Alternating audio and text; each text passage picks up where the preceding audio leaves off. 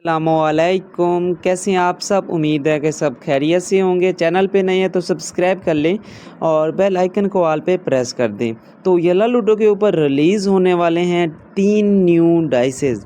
तो चलते हैं अपनी वीडियो की तरफ। तो वीडियो शुरू करने से पहले थोड़ी सी चीज़ मैं आपको समझा देता हूँ। तो येलो लूडो के ऊपर एक एक्टिविटी चल रही है जिसका नाम है फ्रेंड रेफरल। तो इसमें भी आपको एक नया डाइस देखने को मिला।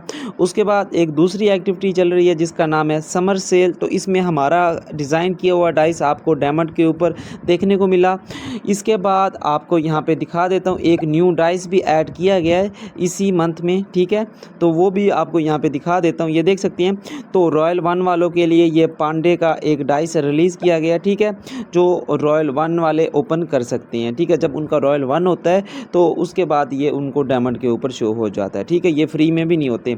तो जैसे कि आप सबको पता होगा कि पहले सब रॉयल के एक एक डाइस थे, फिर उसके बाद सबसे पहले रॉयल 2 वाले के लिए डाइस निकाला गया और अब रॉयल 1 वालों के लिए भी एक डाइस निकाला गया है, ठीक है। लेकिन 3, 4, 5 वालों के लिए भी इस बार डाइस निकाले जा रहे हैं। कौन से डाइस हैं मैं दिखा देता हूं।